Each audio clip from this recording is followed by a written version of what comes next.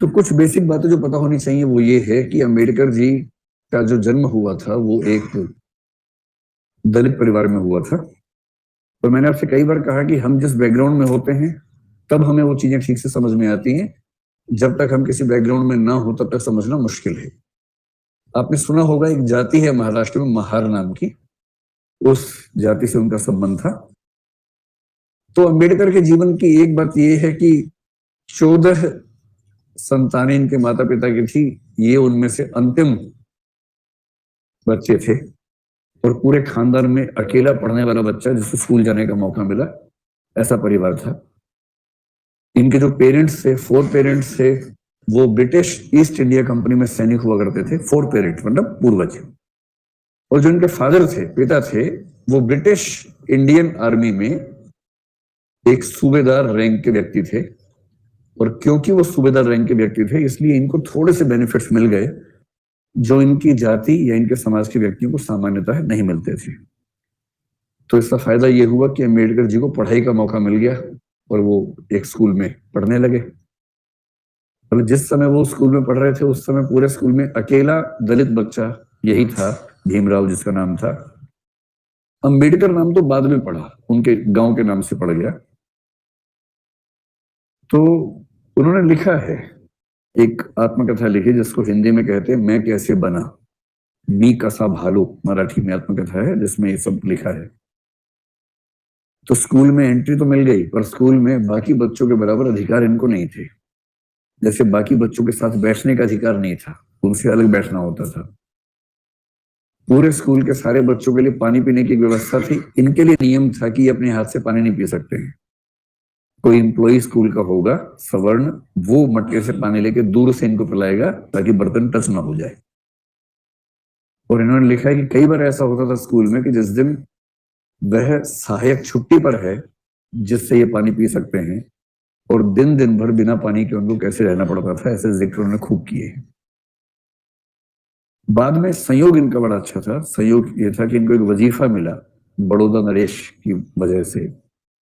आपने कोल्हापुर का भी जिक्र सुना होगा, साहू जी महाराज का जिक्र सुना होगा। इन दोनों व्यक्तियों का नाम बहुत ज्यादा आता है जिन्होंने जो दलित मूवमेंट भारत में विकसित हुआ उसमें मदद की। और फिर ये बड़ौदा राज्य से स्कॉलरशिप लेकर बाहर पढ़ने के लिए चले गए, जिसमें कंडीशन ये थी कि जब लौट के आएंगे तो ये वहां सिविल सर्वेंट बनेंगे, आज की भाषा में कहें तो पीसीएस ऑफिसर बनेंगे, ये अंडरस्टैंडिंग थी।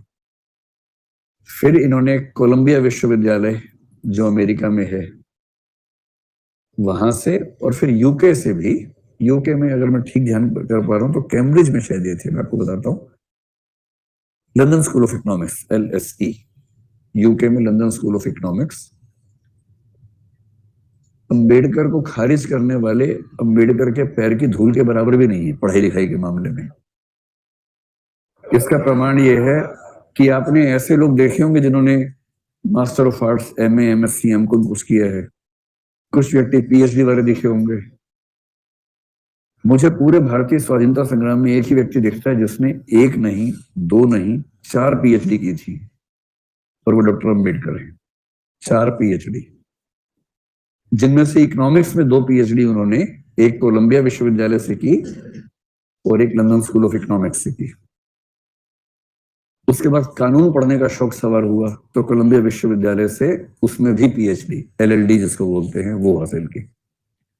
और चौथी PhD उनको भारत में उस्मानिया विश्वविद्यालय से उनके कॉन्ट्रीब्यूशंस की वजह से मिली, जो उन्होंने एक बड़ा आंदोलन चलाया उसकी वजह से मिली। तो अंबेडकर का सौभाग्य था कि उनको पढ़ने का मौका मिला, और जब मिला तो उन्होंने इस पढ़ाई का पूरा फायदा उठाया। और जब इतना कुछ समझ लिया तो फिर उनको लगा कि मुझे कुछ लिखना भी चाहिए, मूवमेंट्स भी करने चाहिए। तो ये सब जब हुआ तो उसके बाद उन्होंने कई आंदोलन किए। उनके स्कूल के अनुभव तो आप जानते ही हैं कि पानी भी पीना है तो कोई होना चाहिए वरना पानी मिलेगा नहीं पीने को। उनके जीवन के 2 अनुभव और रोचक हैं, जानने चाहिए आपको। जब वो बड़ौदा में सिविल सर्वेंट थे, मतलब PCS ऑफिसर थे, तो वहां रहना भी था उनको।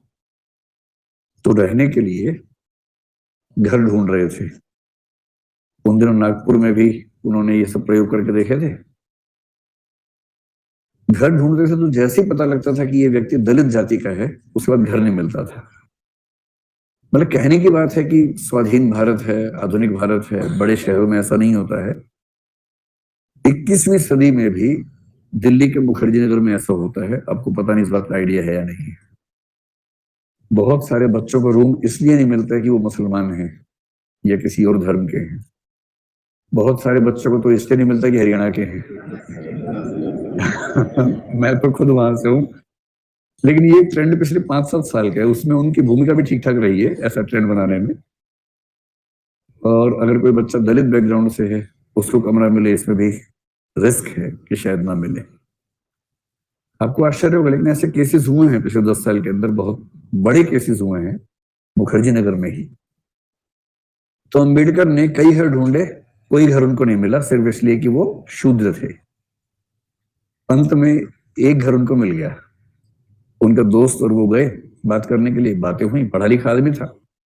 मकान मालिक ने पूछने की जरूरत ही नहीं समझी कि आप किस जाति से हैं। इन्होंने बताया नहीं। ये क्यों बताए? तो घर मिल गया रहने को, उसमें रहने लग गए। और फिर एक दिन जब सुबह उठे तो इन्होंने सुना कि बहुत शोर आ रहा है आसपास से।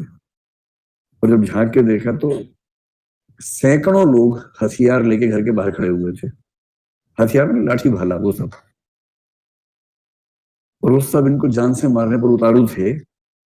मकान मालिक भी उसमें शामिल था कि मुझे बिना बताए मेरे घर में आके रहा और मेरे घर को अपवित्र कर दिया इस आदमी ने। और उस दिन काम तमाम था, लेकिन एक दो मित्रों के सहयोग से पता नहीं कौन से रास्ते से निकले और जान बची। और ऐसा एक और वाकया हुआ।